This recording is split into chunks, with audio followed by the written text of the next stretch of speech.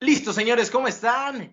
Bienvenidos a una emisión más de ¿Y qué sé yo? Sí, señores, lo están viendo completamente, o dirían por ahí, mi amigo Fede Lobo, totalmente en vivo. Sí, totalmente en vivo. Exactamente. Martes 24 de septiembre y son las 9:09.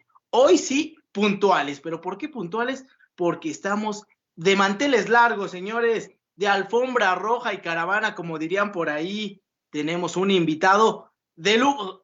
¿Qué te quejas, Jorge? Por favor, estamos de manteles largos, porque tenemos un Sacaste a invitado. Martinoli que llevas dentro. Casi, Tenemos casi. ya a un invitado que esperemos no sea solo esta vez que esté con nosotros, porque ya había estado, es la segunda ocasión que está con nosotros, y qué mejor que nos viene a presentar un proyecto totalmente, podría decirse, o como lo mencionó mi querido Dar, en exclusiva, podríamos así llamarlo. Hoy tenemos a un invitado con más de 30 años en esta travesía como productor. Tenemos a nuestro querido maestro. Me pondría de pie, maestro, pero si no me salgo de la toma, pero con un fuerte aplauso le pediría yo a mis compañeros que le demos la bienvenida que se merece a nuestro maestro, Fernando Benavides. Muchas Eso es gracias. todo, chingada. Qué gusto, Es que qué si me gusto paraba estar se con me veía la ustedes, panzota. muchachos. Gracias, Fer, gracias por contactarnos de primera mano. La verdad es que estamos muy contentos de tenerte aquí en y qué sé yo de nueva cuenta. Y pues sabes que esta es tu casa. Gracias. La verdad es que la vez pasada que tuvimos la entrevista la pasamos todos muy bien. Era como otros tiempos, pero ahora que justamente hay nuevos proyectos en puerta, eh, la verdad pensé, creo que es un buen lugar para empezar y para que tengan la primicia justamente en qué sé yo. Perfecto, Fer. Pues la verdad, mira, las caras nada más falta la de Freddy porque no ha prendido su cámara, pero nuestras caras de verdad son de regocijo por tenerte aquí, por tener este proyecto que es, como dice Irving, este libro, ¿es tu primer libro? Nada más tengo la duda, vamos a comenzar con esta entrevista. ¿Tu primer libro escrito como tal o ya tienes algún otro antes?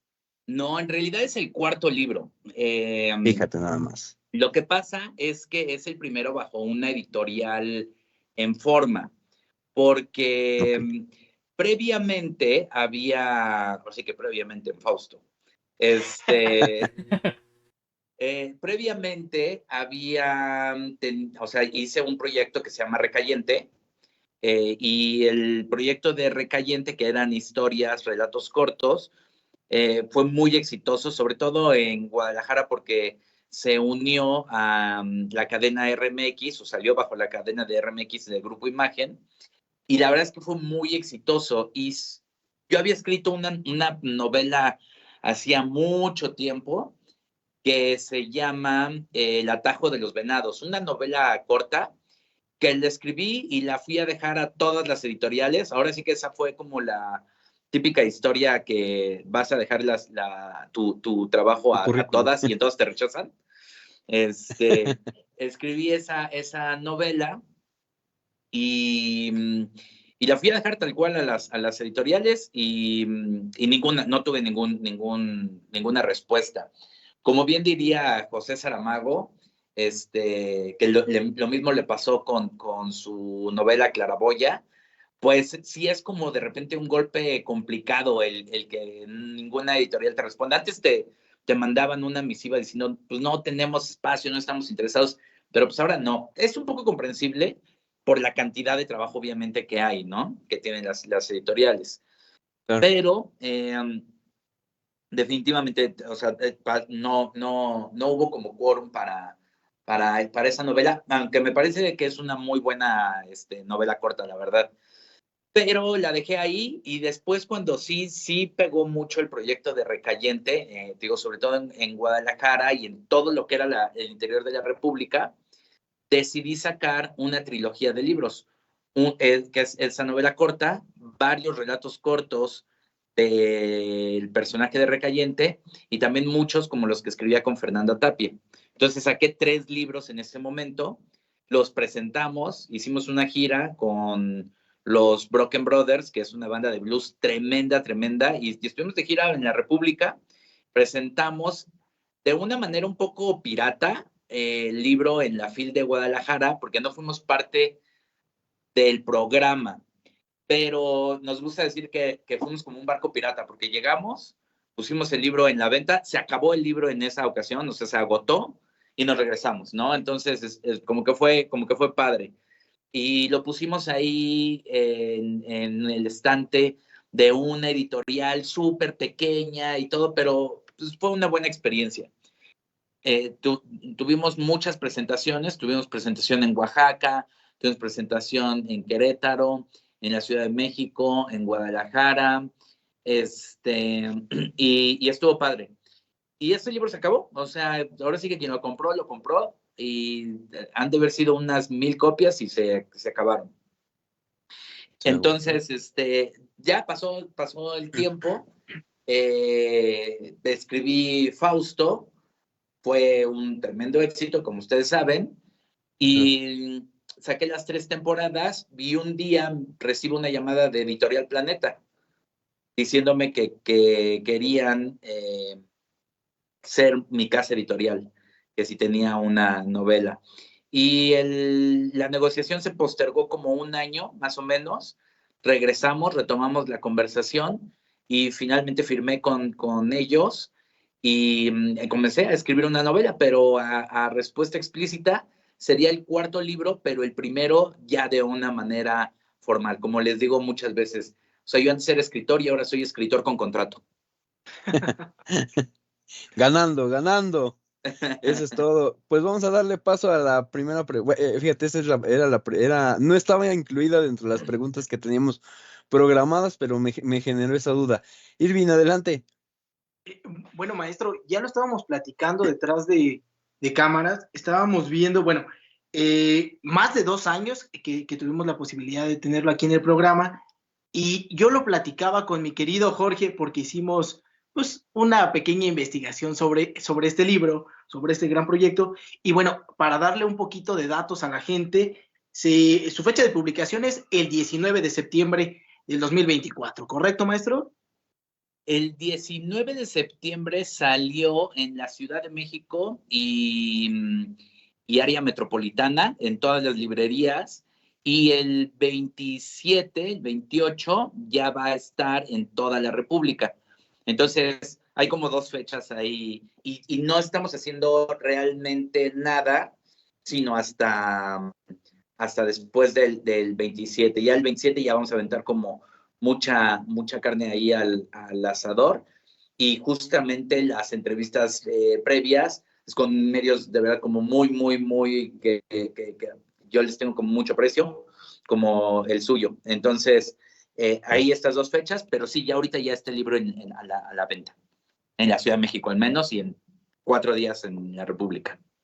Ok, perfecto. No, fíjese, maestro, que cuando nos comentó Jorge, pues bueno, nos llenamos de alegría porque el saber que alguien que se ha esforzado bastante nos pueda mostrar un gran proyecto y lo quiera revelar aquí en el programa, pues para nosotros es una emoción enorme, ¿no? Por ahí yo le mencionaba a mi querido Jorge, son más de, él me decía que no, pero yo le digo, son más de 300 páginas de puro misterio, Jorge? Son más de 300 páginas de puro misterio. O sea, si tuviera que resumir, así diría, puro misterio, señor. Yo creo que al final tiene 17, por ahí. 417, sí, algo así. Ajá, Creo sí, que sí. salió más de 400 páginas. Ajá, Exacto, la novela. Efectivamente, sí, pero por ahí mencionábamos, pues bastantes páginas de puro misterio, y estábamos leyendo algunas páginas y veíamos que está basada en hechos reales.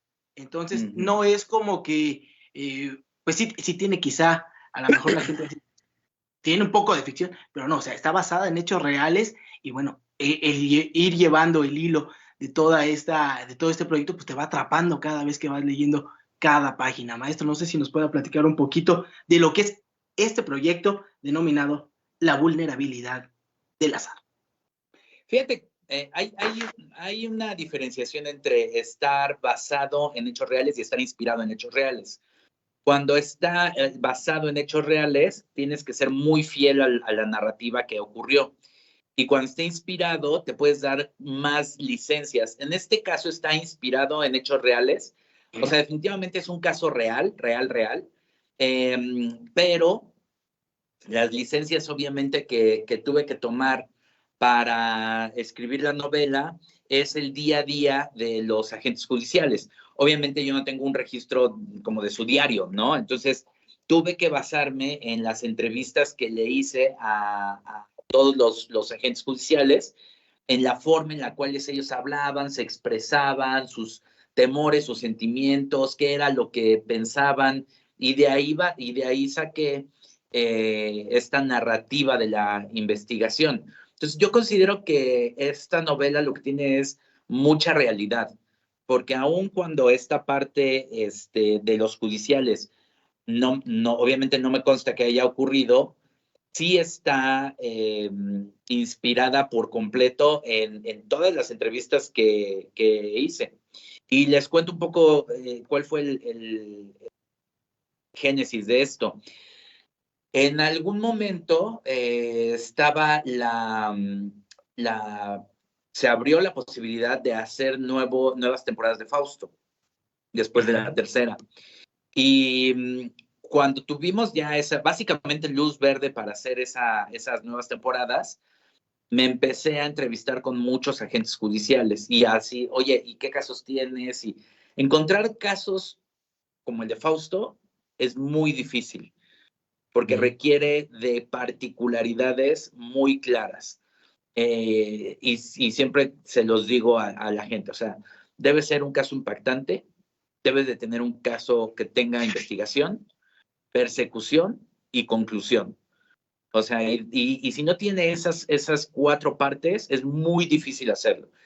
¿A qué me refiero con que sea un caso real? Es más impactante. Que tenga investigación, pues debes de tener las actas, debes de tener las entrevistas, debes de tener los reportes periciales, debes de tener las declaraciones, debes de tener toda la investigación, que eso es como mucho. Persecución, debe de haber momentos de persecución, porque eso es muy, muy interesante, eso es muy emocionante para el espectador, ¿no? Y debe de tener una conclusión, para que tengas como todo el panorama completo. Pero dentro de la investigación, y esto es lo más difícil de conseguir en un crimen real, debe de durar mucho, o sea, debe ser un caso que dure mucho tiempo en su línea de tiempo, porque hay muchos casos en los que están muy buenos, ¿no? Así de, oye, entré y vi a fulano de tal, pero los judiciales lo resuelven en un día. Y si tú tienes un caso que se resuelve en un día, pues no te da para 8 capítulos, no te da para una novela de 400 hojas, pues te da para una novelita corta y ya. Entonces, lo más difícil es justamente de, oye, ¿y cuánto tiempo se tardaron en resolver este caso?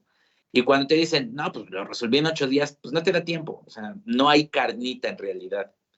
Y este caso, empezamos a entrevistar a muchos judiciales y les decía, oye, pero ¿qué caso tienes? ¿Qué caso este? Y ya me empezaban a decir uno.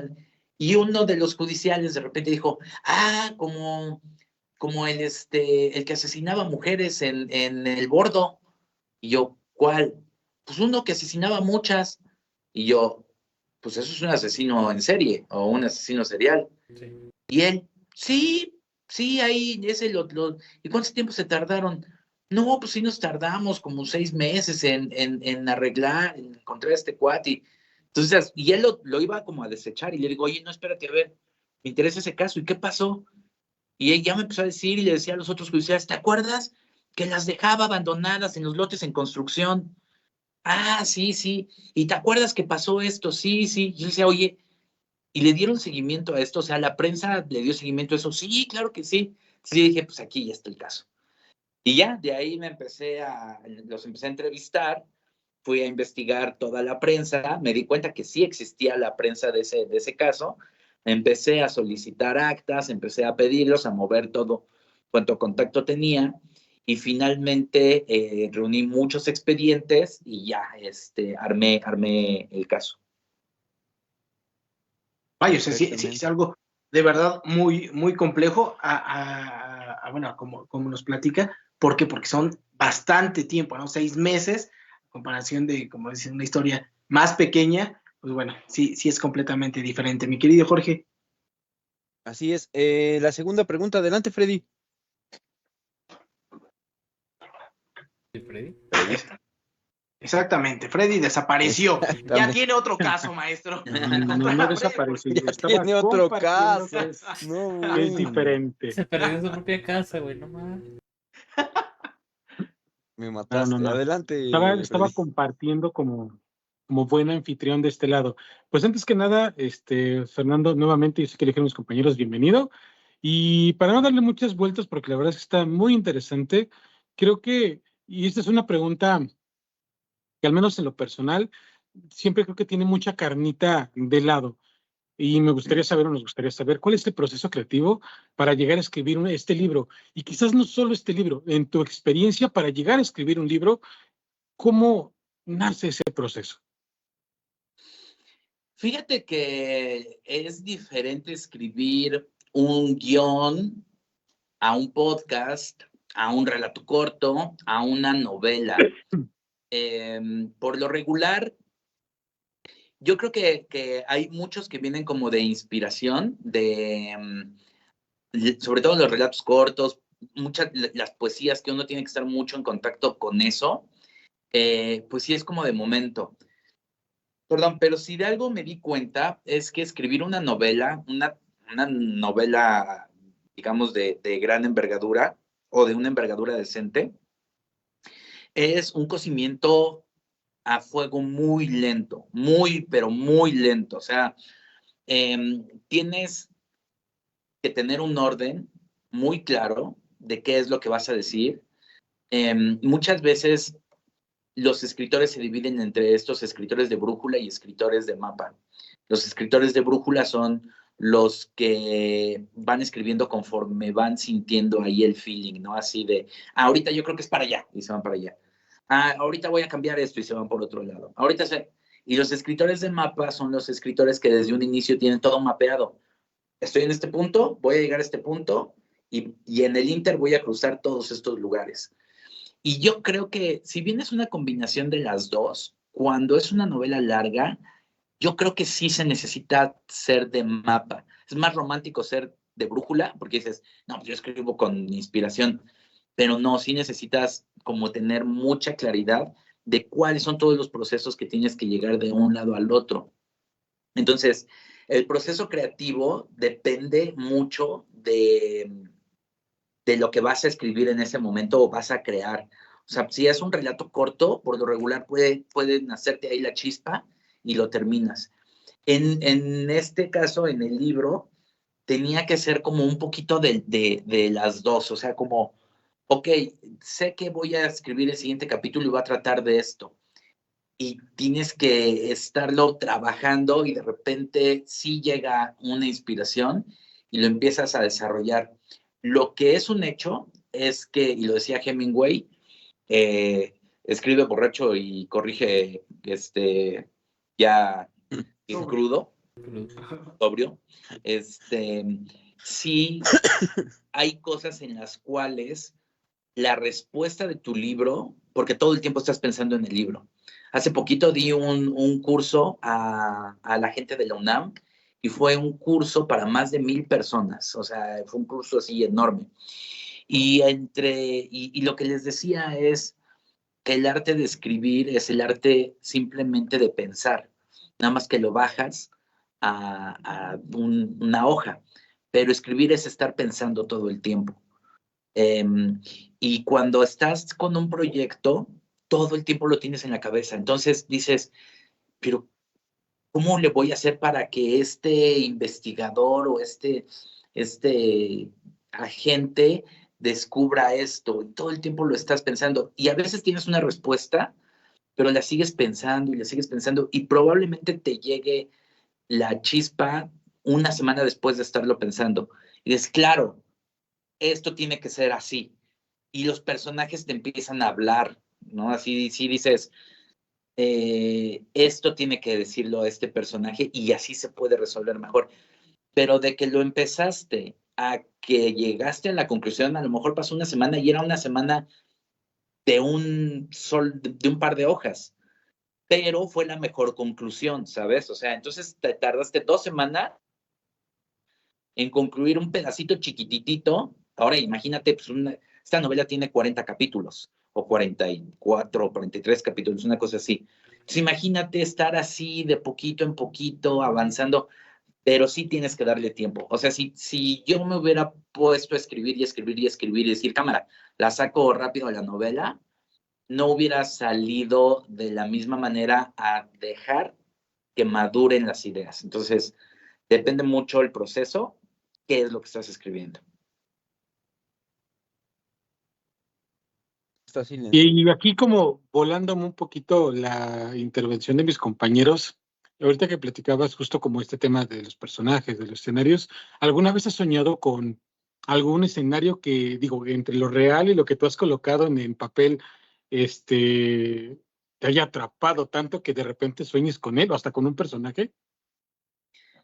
Mira, lo que ocurría o lo que ocurre cuando escribes novelas de crímenes reales, es que por más que estés acostumbrado a, a leer sobre los casos, llega el momento donde te saturas de tanta violencia, de tanto crimen, porque también necesitas como un descanso. Entonces, te comienza a pesar un poquito como en el alma ya los casos, o sea, como que ya de repente ya es, no manches, o sea, y te empieza a doler, por más que creas o que has leído muchas actas, sí te empiezas a sentir como mal. Llega un momento donde yo hago la típica pared con corcho o con papel, digamos, y pongo ahí todas, porque sirve de mucha guía que lo estés viendo. Pero después de un año de estar viendo siempre el cadáver ahí, en la necropsia, la prensa, la foto del homicida, etcétera, sí llega un momento donde dices, ya no lo quiero ver, o sea, ya quiero salirme de aquí, ya quiero quitar este muro. Y cuando lo quitas, también como que respiras y dices, ya, o sea. Entonces, no creo que me haya tocado soñar con los escenarios, pero sí te pesan, ¿eh? Sí te llega a pesar, sobre todo cuando es crímenes reales, porque sabes que sí ocurrió. Y uno como Muchas gracias. espectador, eh, no se lo compartí a mis compañeros, pero bueno, sabiendo que ahorita te íbamos a entrevistar, dije, pues me voy a aventar otra vez el primer capítulo de Fausto. Entonces, hoy justo en la mañana lo estaba escuchando y yo generalmente soy de escuchar y conectarme con la historia. Y la verdad sí te afecta, como tú dices, no quiero imaginarme en tu posición del creador de eso, de haber contactado a tantas personas, haber visto tantos expedientes, tantos casos, cómo te has de sentir. La verdad, yo sí te puedo decir que te admiro primero tu estómago, porque tienes que tener un estómago muy fuerte para tener el contacto directo con todo eso y aparte trasladarlo, en este caso, por ejemplo, a papel, No, y trasladarlo a sobre un todo para podcast. digerir toda esa información, ¿no? Exactamente. Sí. Casi toda la comienzas a ver ya desde el prisma del creador, de poder traducirla a un nivel muchísimo más entendible, porque las actas tienen un lenguaje legal, igual que los exámenes de los médicos forenses, etcétera. Entonces hay que como que traducirlo a un lenguaje donde toda la gente lo pueda entender. Aparte, las actas están muy mal escritas. La verdad es que como que obviamente los abogados no tienen en ningún momento una materia de literatura y entonces escriben muy mal, o sea, como que son muy Garabato. redundantes. Ah, ok, Sí, es como de repente complicado y tienen su lenguaje muy característico. Entonces empiezas a verlo desde este prisma de esto me sirve, y nunca sabes cuándo te va a pinchar algo. Sí termina pinchándote cuando te involucras mucho en los personajes. Por ejemplo, en la primera temporada de Fausto, la investigué y la investigué y la investigué. Y hasta el final que tuve el acta en mis manos, porque nos costó mucho trabajo conseguirla, cuando leí las declaraciones de los homicidas, de cómo había realmente ocurrido, cómo habían entrado a la casa y habían ejecutado a la familia y lo que le habían hecho a una de las niñas, eso me dolió mucho. O sea, porque ya llevaba años investigando el crimen, pero no sabía lo que realmente había pasado ahí. Había tenido las entrevistas con peritos, con los judiciales, con los ministerios públicos, había visto la prensa, había visto cómo era la casa, o sea, estaba muy empapado del caso, lo más que se podía. Pero cuando tuve el acceso a las declaraciones de los homicidas, y entonces sí fue como entrar a la casa. Y eso tal cual es el último capítulo, el capítulo con el que cierra la temporada, eso es lo que realmente ocurrió. O sea, eso es lo que los homicidas dijeron, esto fue lo que ocurrió. Y los tres lo declararon en interrogatorios diferentes y todo coincidía. Entonces, cuando yo me enteré de lo que había pasado en esa noche, aunque ya sabía qué era, pero los detalles, eso hasta la fecha me pesa. Y cuando doy conferencias, muchas veces se me sale la lágrima de recordar el momento específico en el que lastimaron a una de las niñas, ¿no? Y ahí como que casi siempre, ese es mi talón de Aquiles, ¿no? Porque me involucré mucho en el caso. Aquí también, en este libro, hubo un par de momentos en donde yo estaba, o sea, escribiendo a moco tendido, ¿no? O sea, lágrima suelta y moco tendido porque veía, o sea, sabía qué es lo que había pasado. Y, y creo que eso está bien, ¿sabes? O sea, te viertes en el libro o te viertes en el guión. Entonces, sí, tienes estómago, pero sí hay partes en las cuales nunca sabes por dónde, pero te puede llegar ahí como un pinchazo. Adelante, Dark. Tenemos un comentario de Javier Aguirre, dice como G.R.R. Martín, que nada más no acaba sus ideas, ¿no? Viene con lo de la forma que escribe.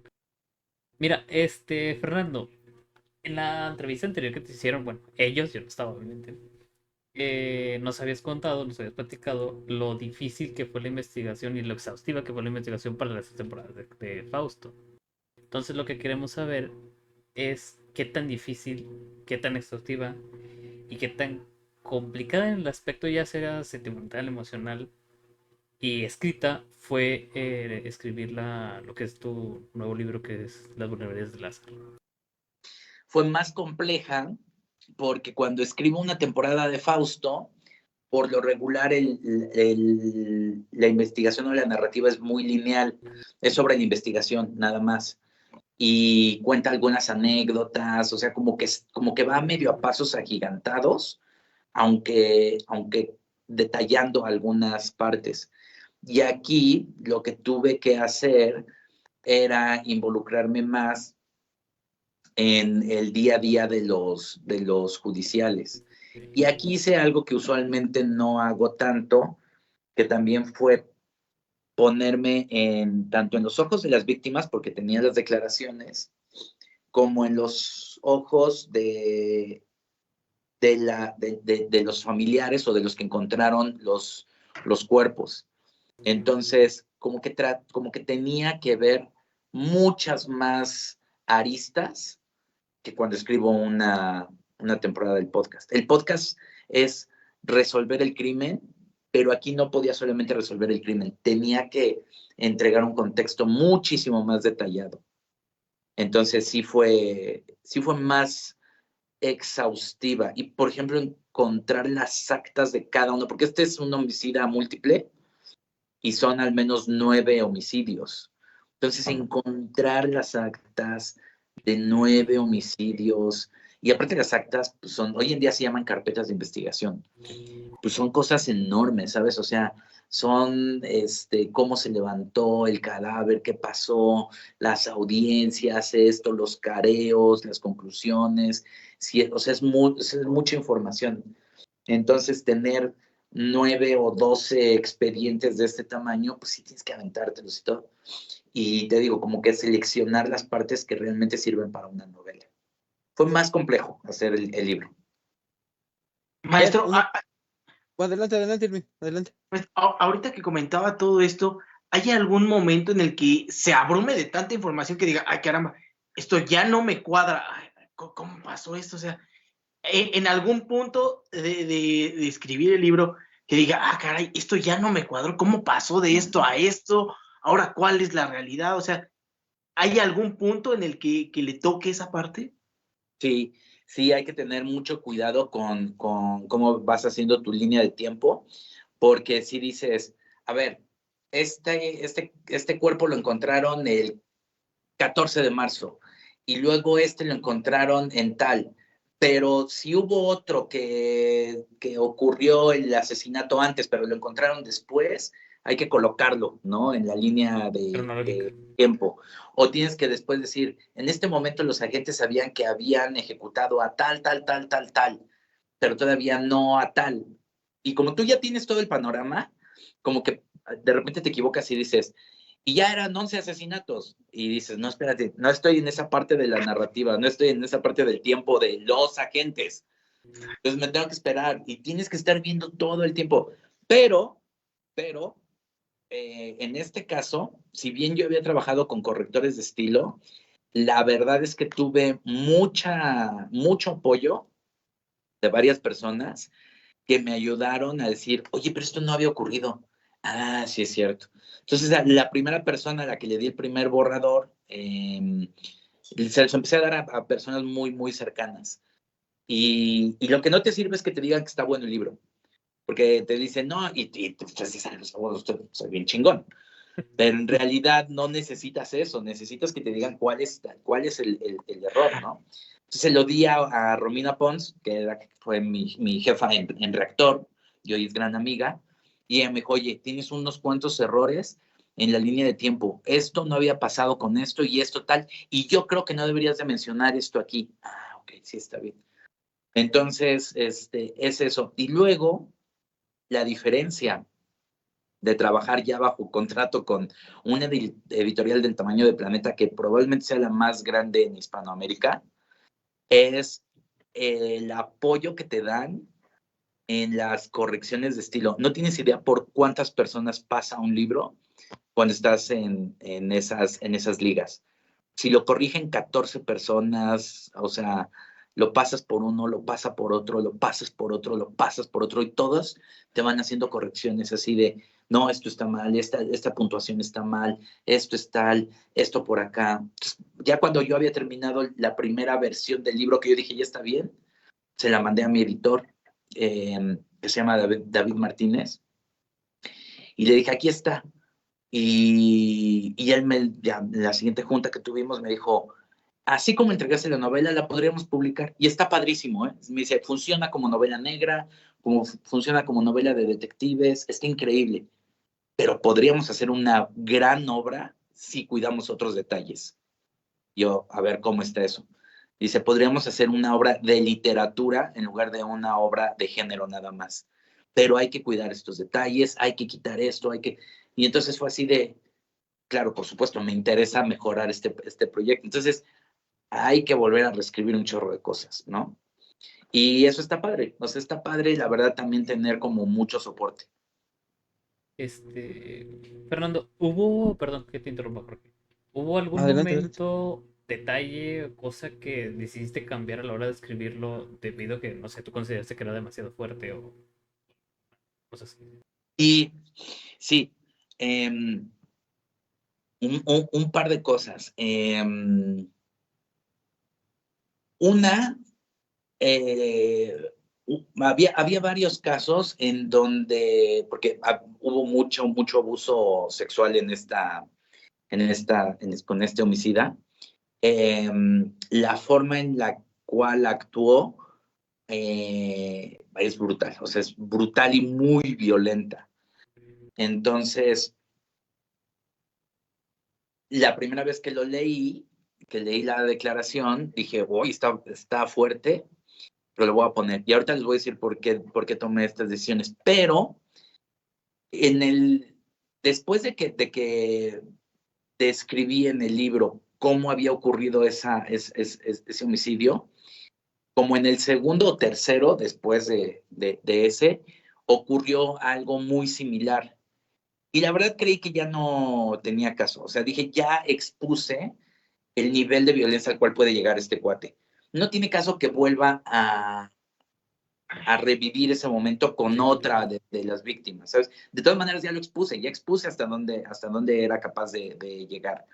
Yo creo que el otro ya podría llegar a ser grotesco. Sí. Y me cuestioné si debía de poner el primero, pero dije, no, sí tengo que poner la realidad. Esa fue una. Y la otra cosa que decidí en algún momento cambiar, y eso fue padre, ahora sí que mi primera experiencia que me ocurrió fue que los personajes me comenzaron a hablar. Yo no creía eso, pero sí ocurre. O sea, ya cuando tu personaje está suficientemente bien construido, el personaje te dice qué decir, qué no decir, cuándo entrar y cuándo salir. Entonces era así de, ahorita estos dos judiciales van a estar diciendo esto, tal, tal, tal. Y hubo un momento donde dije, ahorita me está pidiendo que haga otra cosa completamente diferente a la que es más, no lo tenía ni siquiera en el mapa, pero el personaje me lo pedía. Y era así de, a ver, y seguí como ese susurro de ese personaje y funcionó increíble. Ya tiempo después, cuando ya fueron los focus group y todo esto, me decían, oye, esa parte no me la esperaba. O sea, ¿cómo puede ser? O sea, me súper sacó de onda que ocurrió eso en el libro. Y eso fue algo que yo no tenía previsto, que simplemente el personaje dijo, ahorita tiene que ocurrir esto.